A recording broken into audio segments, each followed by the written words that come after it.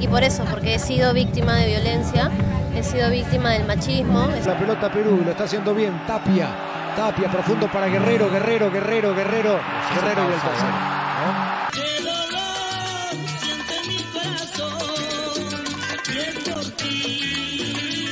Yo creo que en esta elección, de alguna manera los peruanos van a decidir si quieren realmente hacer ese esfuerzo. Que Dios nos ayude. No tengo voz, no tengo elección, sigo órdenes de mi señor. No. Yo me llamo Perú, es que mi raza es peruana, con la sangre y el alma, todos los colores.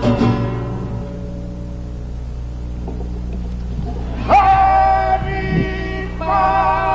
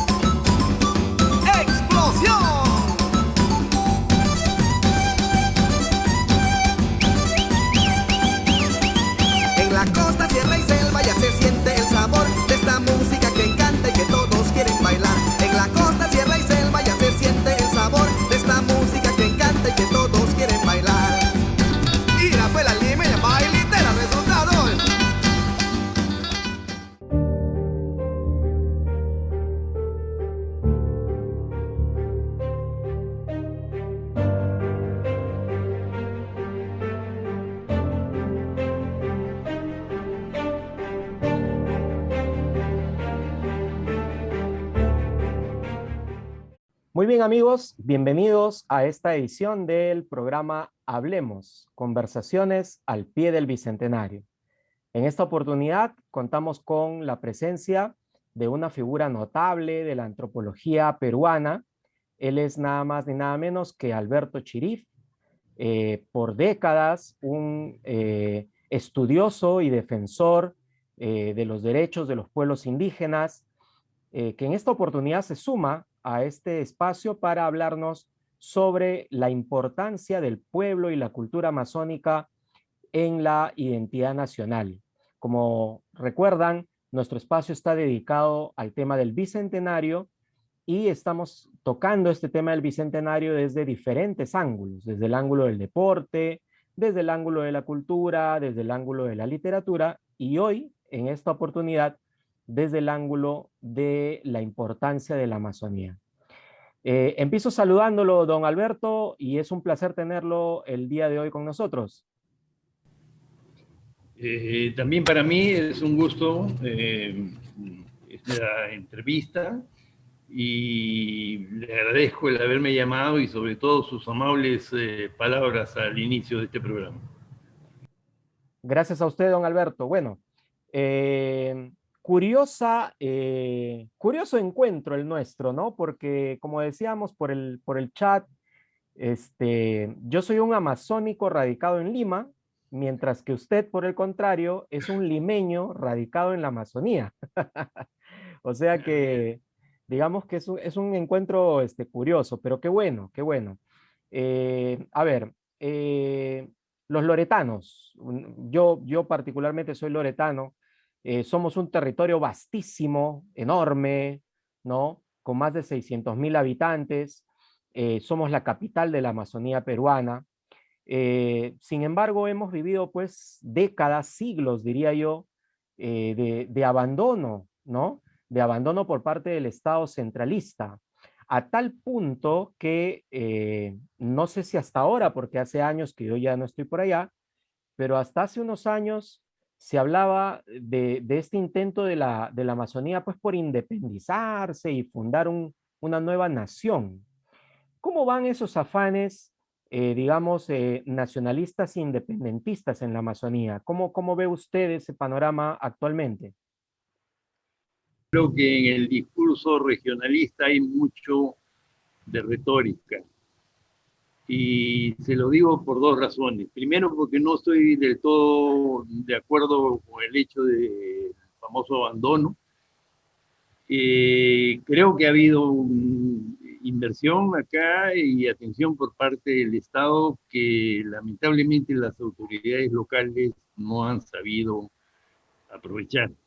Si miramos las últimas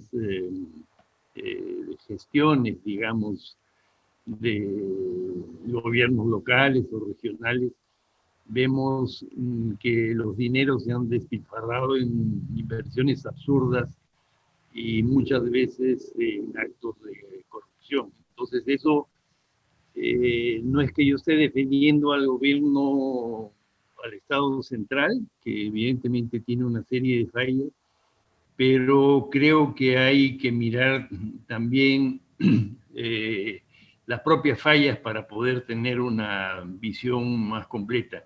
Y la otra cuestión que quiero decirle es que a lo largo de más o menos 50 años, en Iquitos llevo casi 40 años, ¿no? Pero trabajando en la Amazonía ya sobrepasé los 50. Veo que gran parte de quienes esgrimen este discurso regionalista en realidad no conocen la Amazonía, o sea, conocen Iquitos y conocen aspectos muy limitados de Iquitos. Iquitos es una ciudad tremendamente compleja, por ejemplo, por el hecho de congregar a una inmensa población que viene de los ríos, indígenas, ribereños, ¿no? Esa parte de la población es casi desconocida. Apenas en términos un poco folclóricos se habla de Belén, la Venecia peruana, el hecho de que muchas casas floten, la venta de hierbas de todo tipo, con incidencia en los afrodisíacos, porque eso hace mucho impacto en los medios y qué sé yo. Pero la riqueza, la vitalidad de esta ciudad, que está dada, a mi modo de ver, por esa población totalmente marginada, olvidada, es algo que no se conoce bien, ¿no? Y habría que ver de recuperar la voz de los que están en estos sectores que creo que constituyen una riqueza inmensa para la región y la ciudad. El tema territorial, que usted, digamos que organizaba en tres grandes aspectos, ¿no? Primero, el aspecto de las comunidades. Segundo, el aspecto del dominio sobre los recursos, ¿no? Y tercero, el aspecto del dominio del suelo, ¿no? En el tema de las comunidades, por ejemplo, usted señalaba acerca de esto del territorio compartido, ¿no? Que es un concepto que aparentemente muchos todavía no entienden. Y también sobre el tema de la expansión social, es decir, el hecho de que yaguas, ticunas, cocamas, ashánicas, ¿no? Van ocupando el territorio a medida que se van desplazando a través de él, ¿no? Y obviamente que asocian este territorio a sus creencias, a su folclore, a su sentir, a sus sueños, a sus ideales.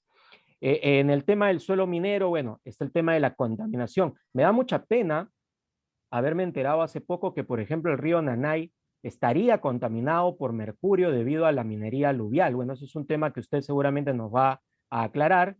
Y en tercer lugar está el dominio sobre los recursos, ¿no? Que finalmente llevaría a una experiencia tan terrible que a todos los peruanos nos ha marcado, que fue el baguazo, ¿no? Yo quería poner sobre el tapete este asunto para que usted nos lo aclare y nos lo explique desde su experiencia. Yo creo que, a ver, la gran fortaleza de los pueblos indígenas ha sido su capacidad de adaptación a un medio que en realidad es un medio, digamos, visto desde fuera, un medio hostil. La selva, la Amazonía no es un medio fácil, ¿no?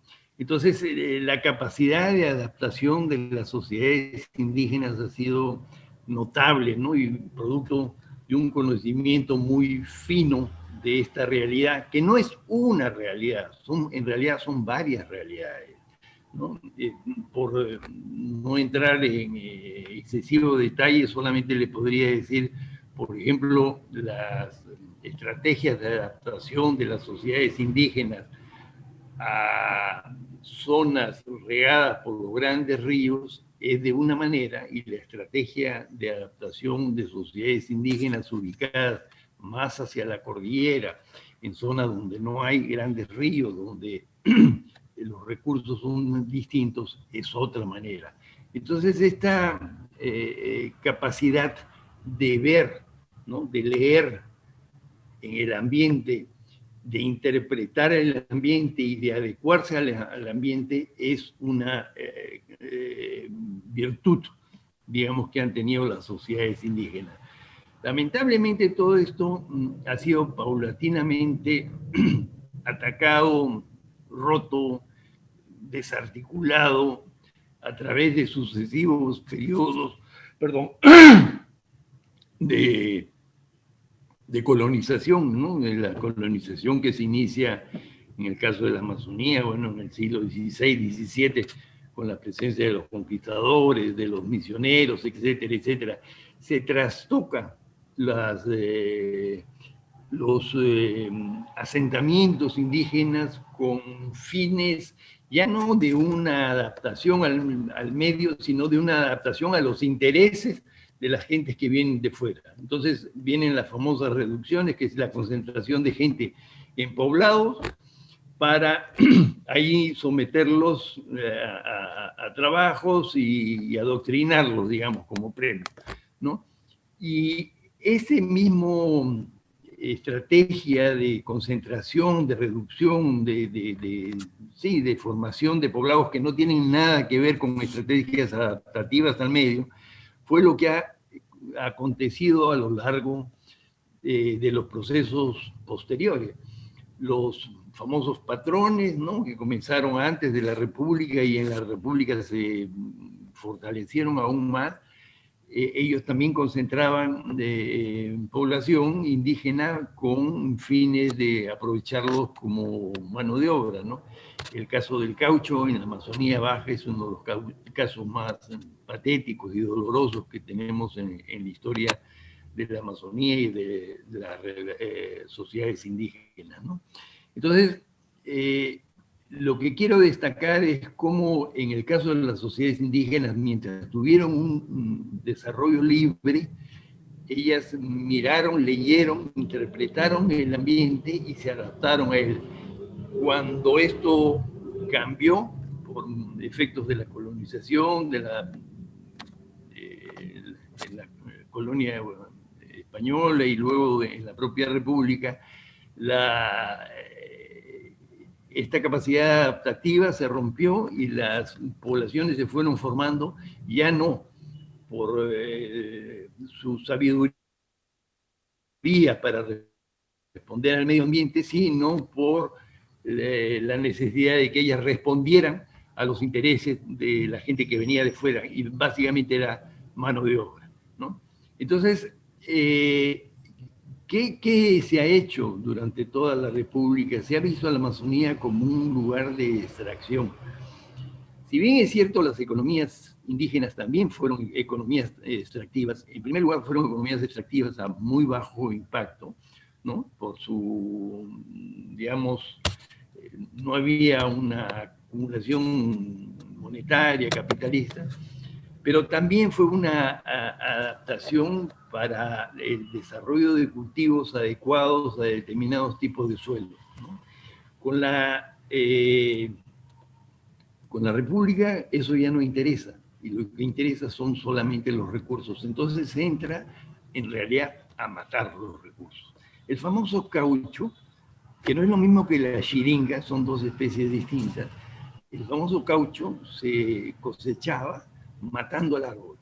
O sea, se tumbaba el árbol, se sangraba el árbol en el suelo y se recogía el látex. La leche caspi, otra especie productora de resinas, se cosechaba de la misma manera, matando el recurso.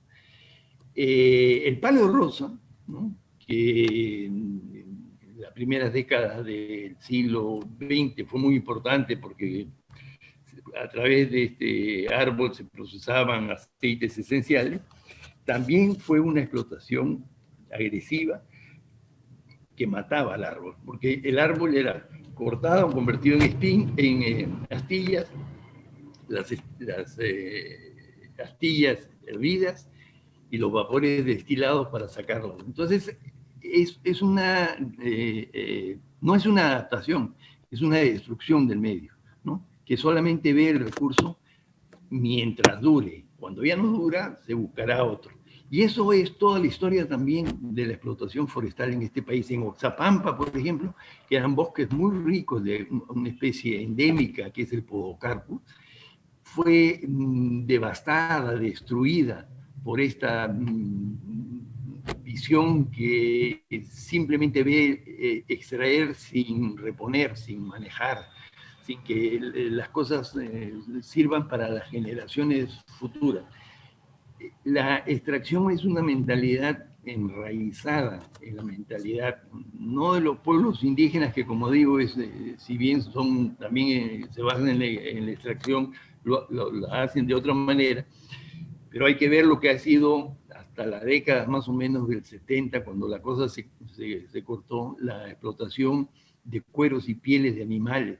Eran más o menos 200.000, 300.000 pecaríes, o sea, huanganas y sajinos que se mataban cada año solamente para aprovechar sus cueros, dejando podrirse la carne en el monte. Igual con los lobos de río, con las nutrias y con otras especies. Entonces hay una mentalidad extractiva que no se ha logrado superar.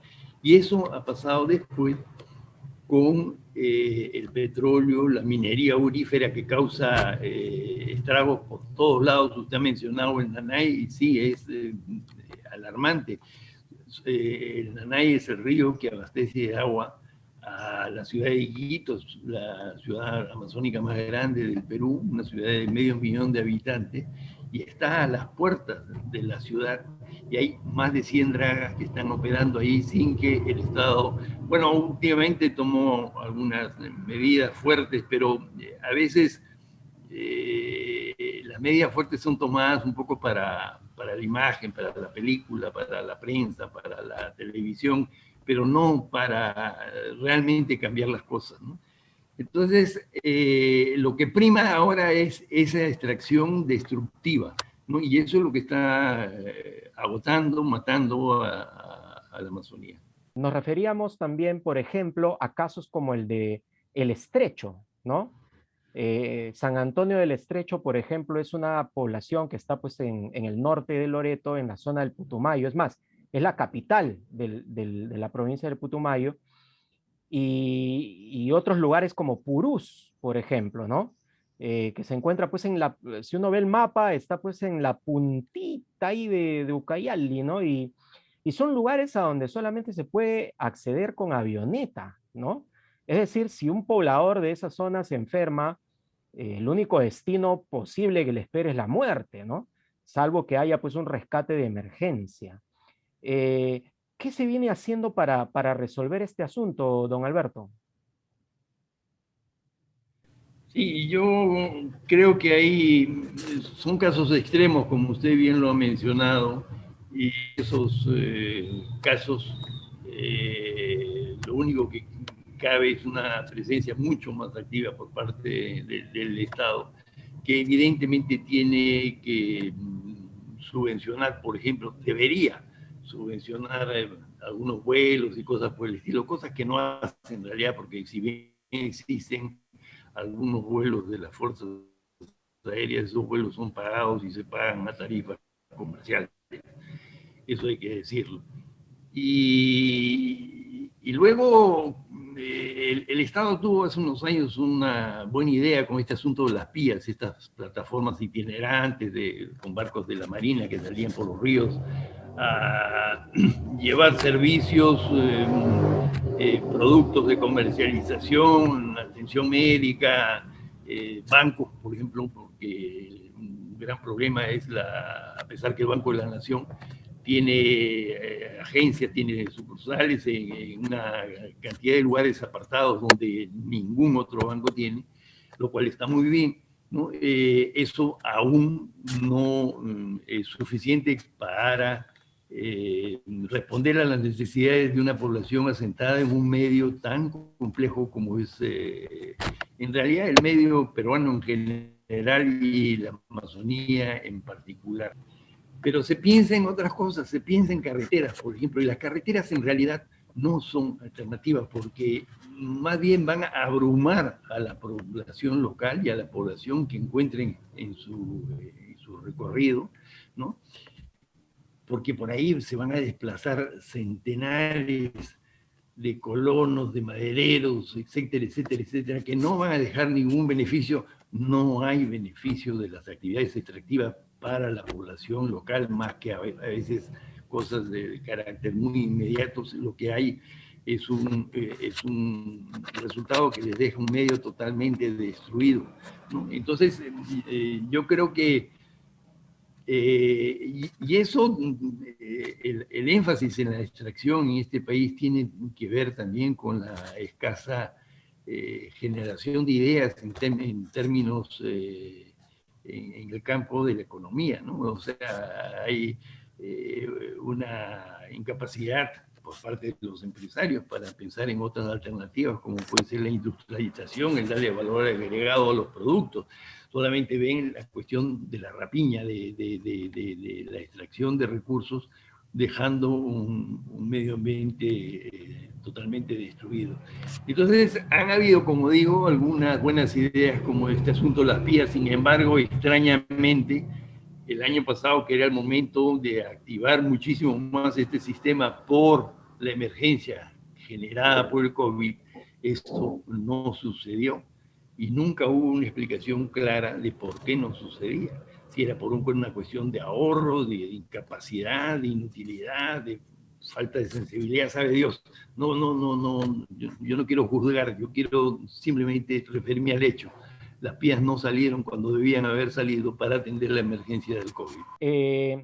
Don Alberto, entonces, si no es por carretera y si no es por aire, porque ya lo ha explicado usted muy bien, que es complicado a veces financiar vuelos y ese tipo de vías de comunicación, ¿cómo construimos entonces una identidad peruana que incluya al gran pueblo amazónico?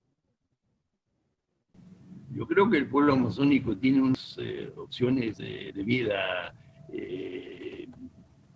que reconozcan sus capacidades, que descubran sus conocimientos, sus potencialidades y los afirmen a través del reconocimiento básicamente de derechos. Pero en términos de comunicación, yo creo que en la Selva Baja tenemos un medio de comunicación que es privilegiado, son los ríos. Ahora se habla de la famosa hidrovía, ¿no? Y yo tengo dudas de que también detrás de la hidrovía los intereses sean más en la contratación de empresas y en los beneficios que puedan sacar algunos políticos que en los beneficios que una hidrovía puede generar. No se sabe bien qué sucederá en los ríos de la Amazonía en el caso de ser dragados con el recurso principal, con la principal fuente de abastecimiento de proteínas de la población de todo Loreto, que son los peces. Eso es algo que tiene que ser cuidado, que tiene que ser mirado con detenimiento y potenciado. Yo creo que el medio privilegiado de comunicación es, desde hace mucho tiempo, los ríos. Lo que hay que hacer es mejorar la navegación por los ríos, ¿no? Hace un par de años yo hice una entrevista al presidente, al director de la Asociación de Armadores de Loreto. Lamentablemente falleció, un señor fue muy amable, y me contó que ellos consideraban que la hidrovía era una obra absurda, que no la necesitaban, entre otras cosas porque no hay carga que sacar. Él me decía, nosotros traemos de Pucallpa, de Yurimagua, traemos fierro, cemento, cervezas gaseosas, qué sé yo, algunas verduras y qué sé yo, y de regreso no tenemos carga, ¿no? Entonces, hacer una obra muy costosa para no tener carga de retorno hay algo que falla, ¿no? Pero lo que sí se podría hacer, y no se está haciendo, es el mejoramiento de los puertos y embarcaderos.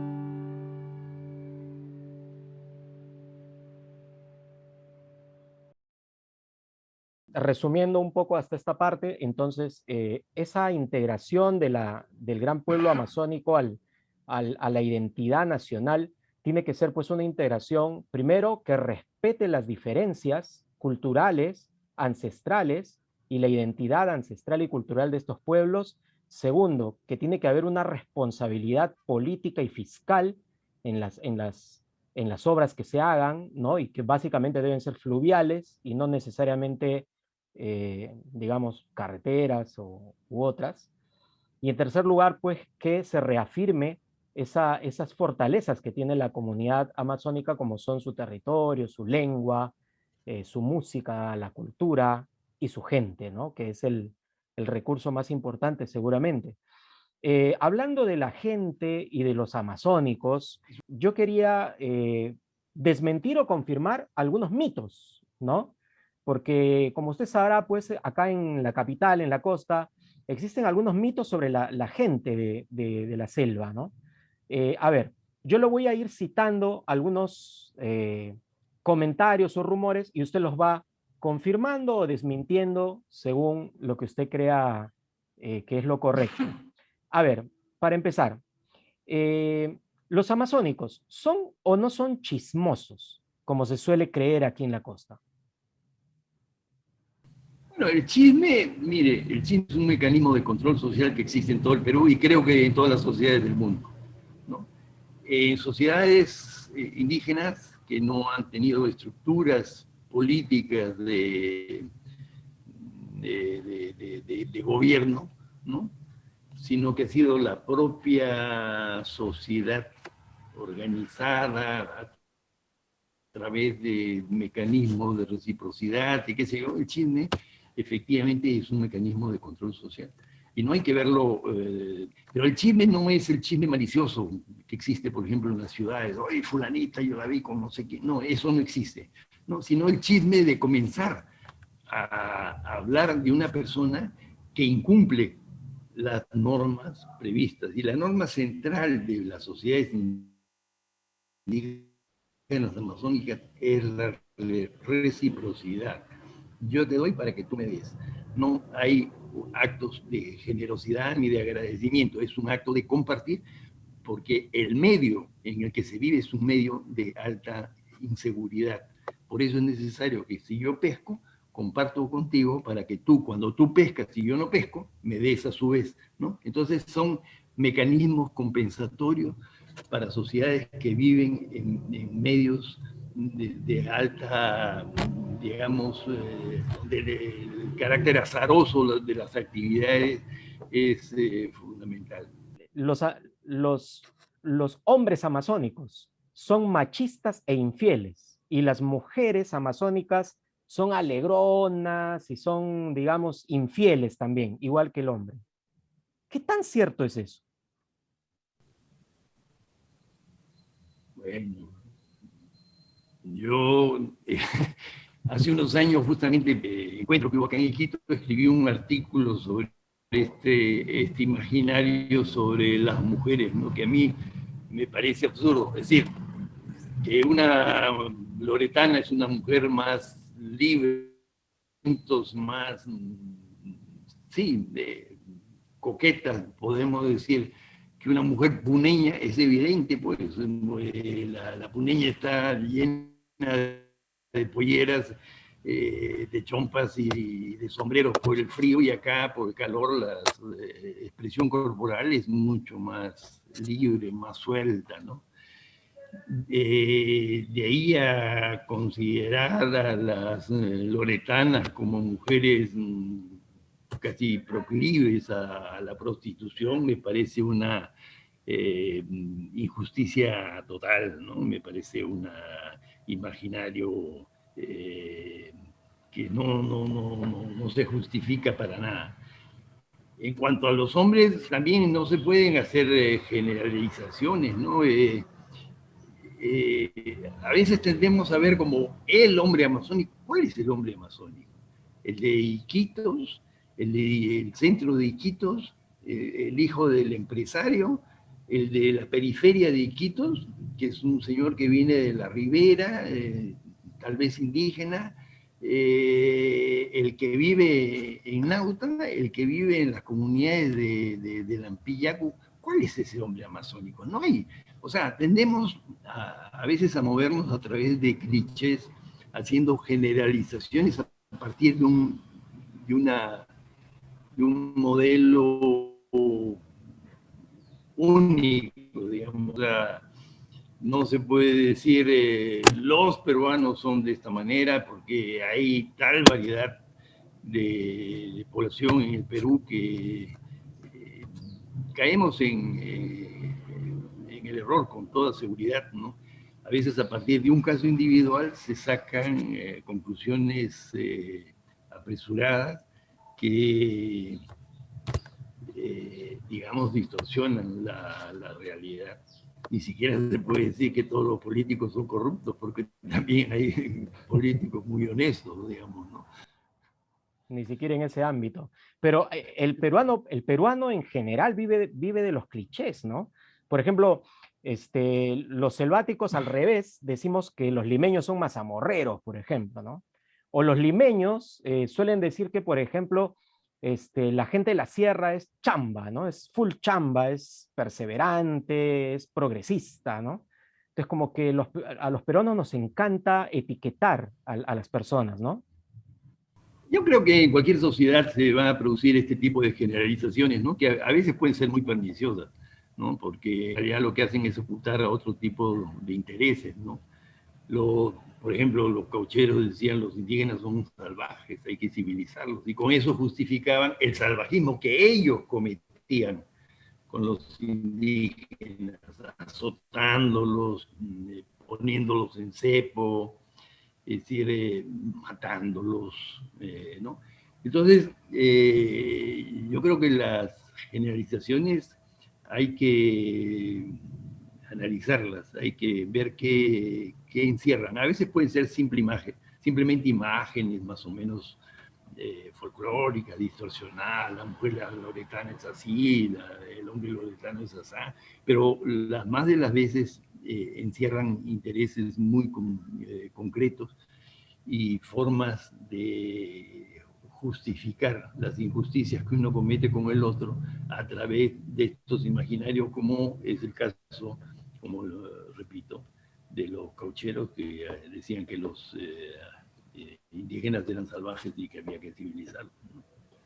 Tuve la misma sensación, sabe usted, cuando leí El sueño del Celta de Mario Vargas Llosa, y en una de esas líneas el premio Nobel decía que, por ejemplo, en la época del caucho, bueno, según la descripción de un personaje ficticio, pero bueno, creo que no somos lectores ingenuos, sabemos que también ahí hay un ingrediente personal, ¿no? Al menos así yo lo percibo. Describían la ciudad de Iquitos como una ciudad llena de desagües y llena de bares de mala muerte, ¿no? Una cosa así, parafraseando un poco lo que decía El sueño del Celta. Y la verdad es que a mí como amazónico me da mucha pena que se considere, por ejemplo, a ciudades como Puerto Maldonado, Iquitos, como grandes centros de diversión, como si fueran el patio de juegos, ¿no? del resto de peruanos. Y la verdad que a mí me indigna y me decepciona. Y reflexionando sobre eso, don Alberto, yo me preguntaba, ¿de dónde viene esta imagen que tenemos los loretanos o los amazónicos de ser fiesteros, de ser, no sé, de beber cerveza, de emborracharnos, ¿no? Yo me pregunto si eso tiene que ver de algún modo con nuestro origen ancestral, porque, por ejemplo, yo he leído las historias y mitos de los huitotos, ¿no? Y su dios Husiñahui, ¿no? Husiñamui, perdón, o de los ticunas, ¿no? Con Guntapax, ¿no? O de los yaguas, ¿no? Y la verdad es que la alegría siempre la he encontrado en los mitos ancestrales, la alegría, la celebración, el calor de gente, ¿no? Pero la borrachera, la farra, el despilfarro, a mí me late que esa es más bien una herencia de la colonización. No sé si usted puede desmentir o confirmar este punto de vista. Sí, bueno, hay muchas cosas. A ver, En primer lugar, usted se ha referido a las fiestas, por ejemplo, de los huitotos, ¿no? Las fiestas en la sociedad huitota es un carácter que no tiene nada que ver con la diversión, ¿no? Tiene que ver con la recreación de eventos primordiales, digamos, de la creación de las actividades humanas, etcétera, etcétera, o de la celebración de la llegada, de la floración de algunas especies como el pijuayo y otras cosas. Pero no son fiestas de diversión, son fiestas muy estructuradas, donde lo principal son los compromisos que se enlazan y se fortalecen a través de los participantes. Las fiestas de acá de la ciudad son fiestas de diversión, por completo, ¿no?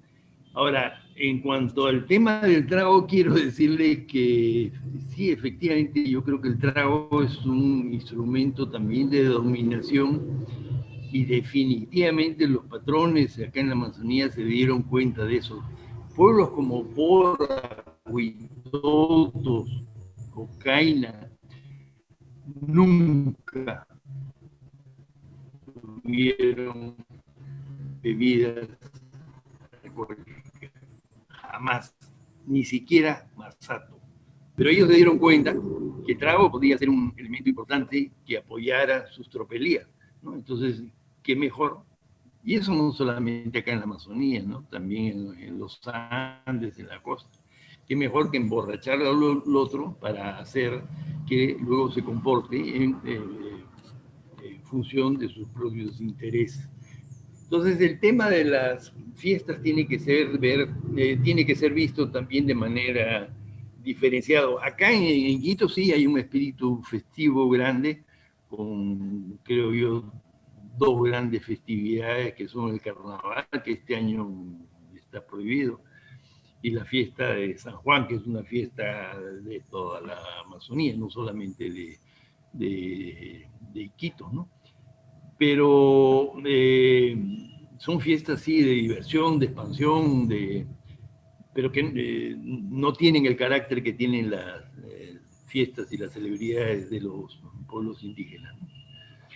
¿Cree usted en esta nueva política, no tan nueva en realidad, pero cree usted en esta política moderna, digamos, de promover los productos alternativos agrarios de la Amazonía, tipo el cacao, tipo el camu camu, tipo la pitahaya, el sachainchi, digamos, la uña de gato, estas promociones que hace Promperú en el extranjero para colocar el café, por ejemplo, orgánico? ¿Cree usted que esto abre una perspectiva interesante para la Amazonía?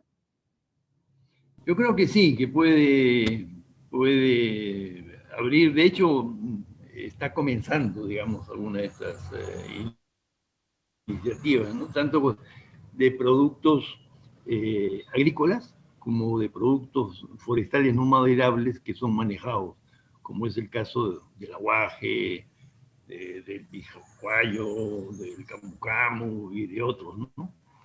Don Alberto, ya para ir cerrando la entrevista, y le agradezco muchísimo, la verdad, por su tiempo y por sus sabias reflexiones que son tan importantes para este espacio. En 2018 usted presentó un texto que se titulaba Después del caucho, ¿cierto? Así es. Yo quería comentarle al respecto, y corríjame si estoy mal. La Amazonía ha tenido pues tres grandes momentos, creo yo, es mi particular percepción. El momento en que nacen estas agrupaciones, estas comunidades indígenas, ¿no? Que luego van a ser colonizadas por las misiones y reducciones, usted ya lo explicó muy bien. El segundo gran momento, creo yo, ha sido el del caucho, ¿no? El del boom del caucho, ¿no? En el cual se da pues toda una explosión cultural, monetaria, poblacional, mestiza, ¿no? De combinación de influencias portuguesas, españolas, francesas, inglesas, etcétera, ¿no? Y yo creo que el tercer gran momento es el momento actual, ¿no? En el cual vemos comunidades que están polarizadas, es decir, algunas preocupadas por darle impulso a los productos orgánicos que le mencionaba, como el cacao, el camu camu, etcétera. Pero no podemos negar que también está de por medio el tema del narcotráfico, ¿no? Como la otra alternativa, digamos, ilegal. Eh, ¿Cuál cree usted que es el panorama futuro del desarrollo amazónico? ¿Está en la probable legalización de estos productos derivados de la coca o está más bien en los productos orgánicos legales? ¿Cómo ve usted el panorama futuro? Bueno, sí, lo de la coca es un tema muy complejo, yo no me he metido a estudiarlo, pero lo que sí puedo decir por experiencia y por lectura es que la coca se ha ido expandiendo notablemente. Es un producto tradicional de la Alta Amazonía, ¿no? Desde la época colonial, ríos como Apurímac y otros en las partes altas han tenido coca. Y ha sido incluso desde antes, ¿no? Eran zonas de cultivos de poblaciones prehispánicas, ¿no? Pero luego que se descubren los procesos de transformación de la coca en cocaína, ¿no? Y del valor altísimo que tiene la cocaína en los mercados de países desarrollados como Estados Unidos y Europa. Entonces ahí comienza un fenómeno de narcotráfico que se va expandiendo. El narcotráfico tuvo un envión fuerte durante la época de Sendero. Yo recuerdo a comienzos de los 80, yo trabajaba en la zona del río N con los Ayánica, y comenzaron a aparecer pobladores andinos que venían de la Apurímac, y fueron los que evidentemente eran, digamos, impulsores de Sendero Luminoso y empezaron a arraigar el cultivo y la transformación de la coca a lo largo de ríos como el N y el Tambo, ¿no? Y poco a poco se ha ido consolidando. Y esto era así porque encontraban que la coca era un elemento que les permitía a ellos captar recursos financieros para financiar sus actividades, compra de armas, movilidad y otras, ¿no? Pero la coca también tiene que ver con el avance de los procesos de colonización. Más o menos por la misma época yo trabajaba, visitaba con frecuencia el río Pichis, y ahí, aparte de la coca que consumían los pobladores ayánica de manera tradicional, comiendo la hoja como lo hacen los andinos, no había narcotráfico. Cuando comenzó la carretera marginal, la expansión de la coca fue brutal, ¿no? O sea, la inversión del Estado, que es lo que pasa también con la expansión de los cultivos o de la tala ilegal, se basa, se apoya en la construcción de nuevas carreteras. Por eso digo, hay que tener mucho cuidado con el tema de las carreteras, porque generalmente son medios a través de los cuales se expanden las actividades ilegales, la tala, ¿no? O en este caso que estamos hablando, el cultivo de la coca. La coca invadió el río Pichis, el río Pachitea, ¿no? Y la zona se convirtió en una zona altamente peligrosa, ¿no? Por estas actividades.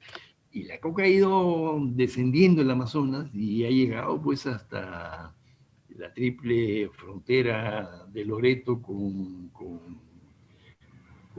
Brasil y con Colombia, ¿no? La zona de Caballococha. Ahí hay fuertes plantaciones de coca sin que el Estado haya sido capaz de cortar esto, ¿no?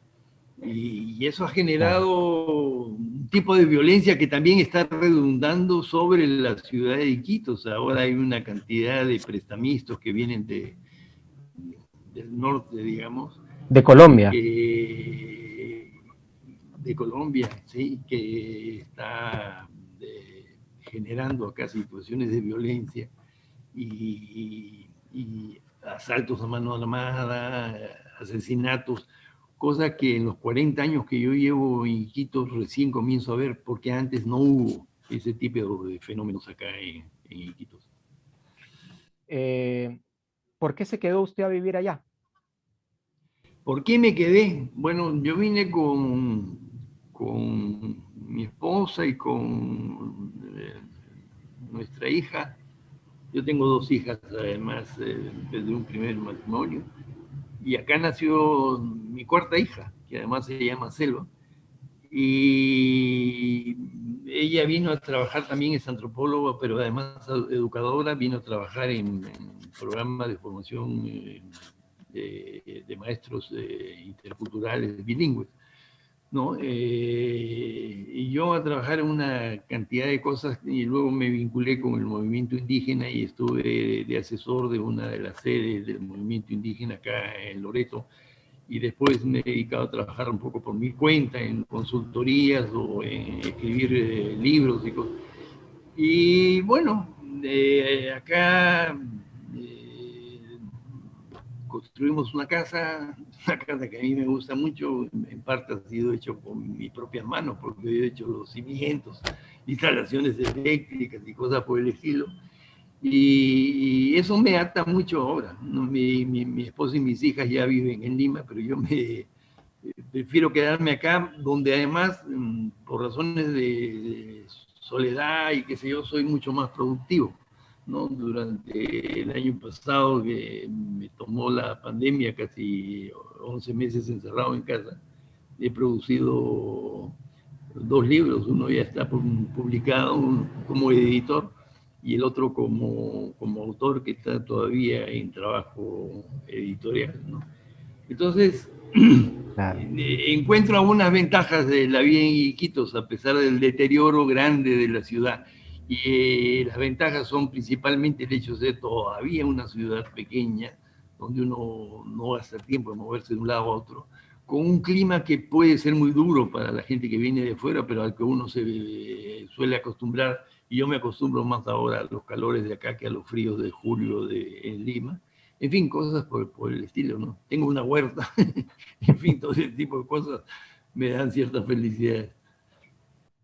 Ya me imagino, sí, qué hermoso es realmente ese ambiente que yo extraño sobremanera. Bueno, 2 tareas pendientes de este gobierno o de los sucesivos de cara al bicentenario respecto a la Amazonía. ¿Cuáles serían, don Alberto? Yo diría que la principal sería respetar los derechos de los pueblos indígenas, ¿no? Que no se está haciendo, ¿no?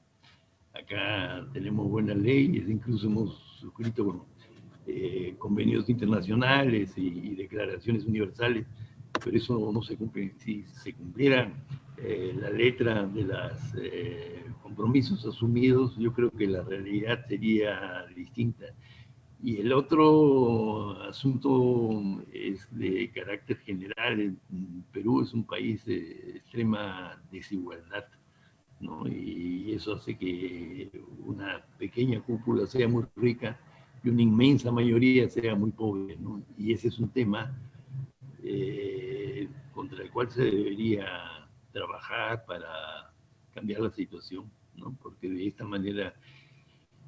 Y en fin, qué sé yo, el tema del racismo, por ejemplo, es tan central en toda la estructura de la sociedad peruana, ¿no? Que debería ser mucho más trabajado y combatido, porque al final el racismo, de acuerdo también a los compromisos internacionales asumidos por el Perú, es un delito, ¿no? Y los delitos hay que castigarlos. 2 cosas que le hacen sentirse orgulloso de ser peruano, es decir, 2 cosas que usted va a celebrar a rabiar este próximo 28 de julio. Bueno, yo creo que tenemos un pasado notable, no solamente por las sociedades indígenas, sí por las sociedades indígenas y además por lo que estas sociedades han aportado. han aportado al mundo una cantidad inmensa de cultivos, entre ellos el principal es la papa, ¿no?